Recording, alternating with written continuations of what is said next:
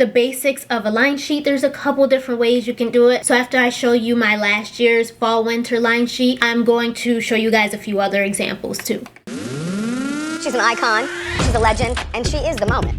Now come on now.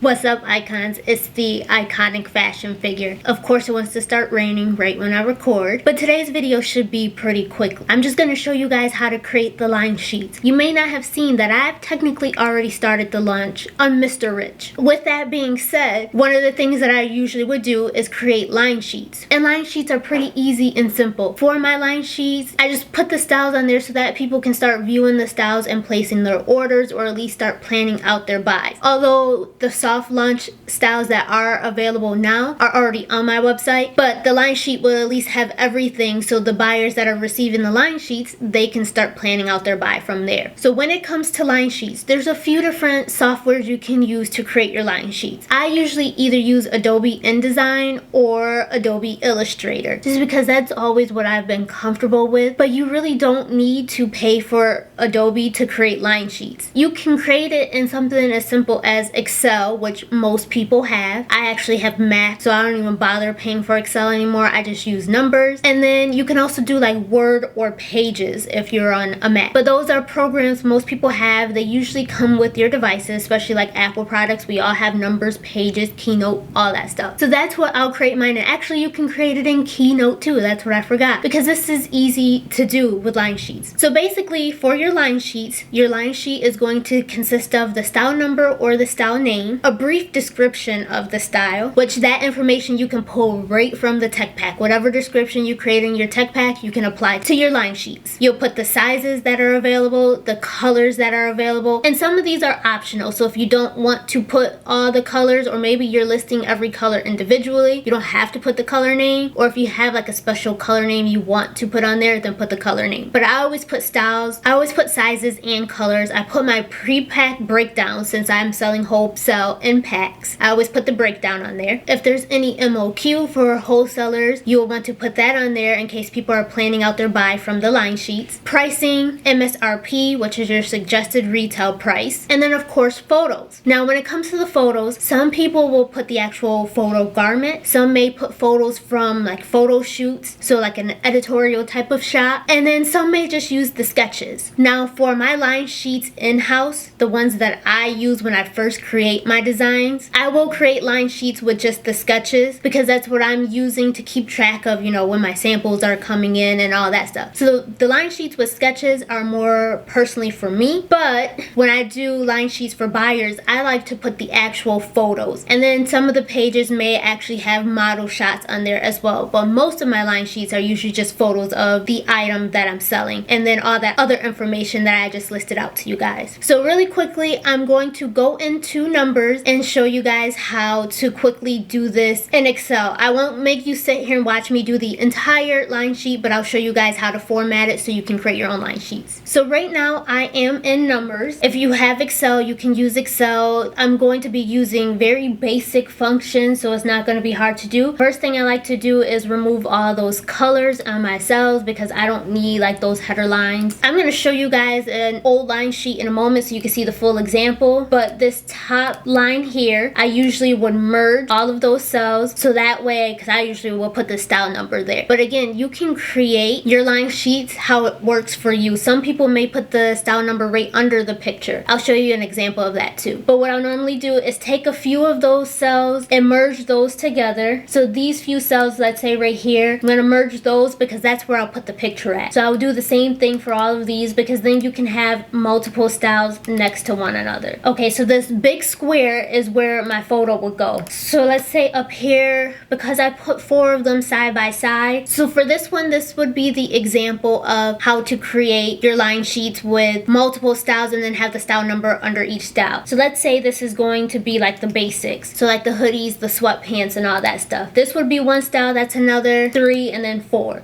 And underneath, we'll merge those because that's where we'll put the style number. Then under that, we'll merge the next 2 because that will be the description. Then we we have here sizes, here we'll have colors, and you can change this order. It doesn't have to be in this order. I'm just throwing these on. Price, MSRP, and MOQ. And then just because I like everything centered, I'm going to center that. We're going to copy this and add it to the other one. And then I just went ahead and threw in some of the pictures so that way you guys can see exactly what the line sheets will look like. So when I send this out to my buyers, they have an image of what the item would look like and then all the information to go with it. Basically the same information you would put on a website when a buyer's shopping. Now that's one format you can do it. I do a couple different ways. I've tried both. I've done this before. I've done it where it was just the style number, and then instead of having multiple styles on this first row, it'll be all the different color options. So I have the different colorways, which I'm going to show you guys how I've done that before and the example I'm about to show you. And then it will be some of the information at the bottom. So then it will be multiple styles, one after another basically. But that's pretty much the basics of a line sheet. There's a couple different ways you can do it. And again, like I said, you can do with sketches. So after I show you my last year's fall winter line sheet, I'm going to show you guys a few other examples too.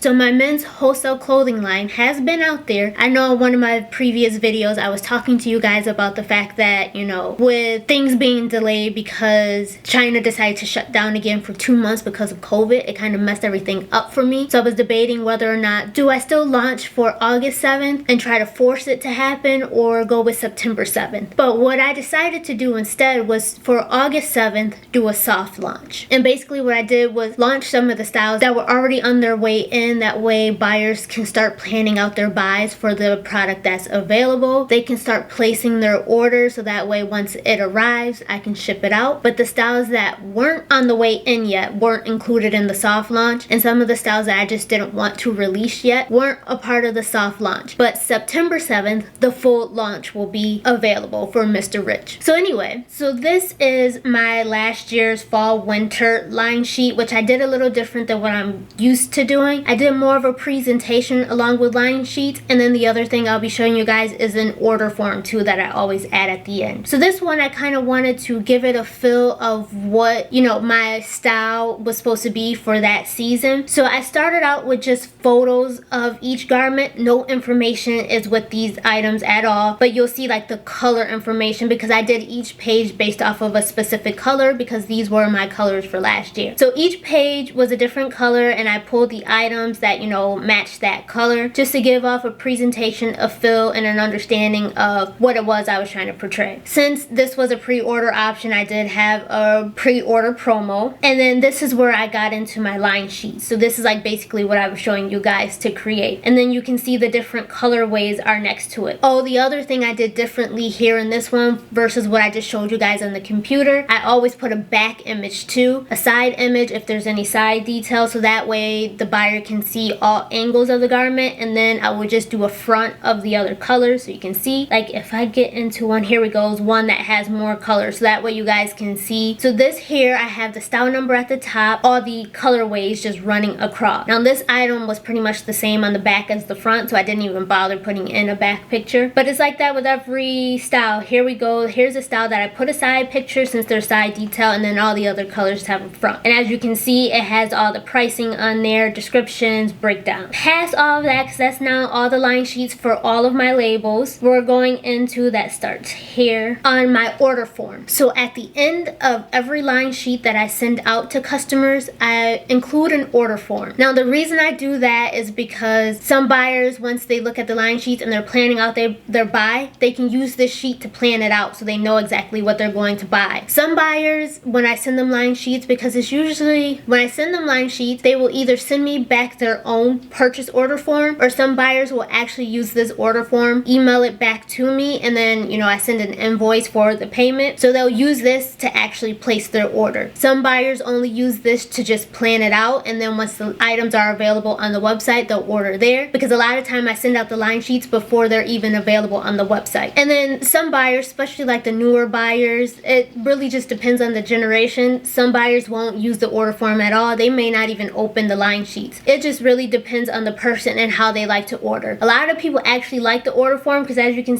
see every style on here, whereas on the website you gotta scroll through all those pages and then click on each item to see all the colors, whereas all laid out here and you can see it with pricing and everything. And then this order form, they can also order their samples too if they need samples. But that's one of the options. I just wanted to show you guys line sheets because that is an easy way to start getting your orders in. If you don't have the items listed on your website yet, you'll have some buyers that will ask for line sheets. So I'm going to show you guys a couple other examples of how you can create your line sheets for your brand. So that way you can start creating them too. Some people like to actually put swatches of the fabric, like an image of the fabric for that style, on their line sheets as well. You do what fits your brand and what works for your buyers, but it is really pretty easy to use and you don't have to pay for expensive software to create a line sheet. So that's it for this video. Thank you guys for watching.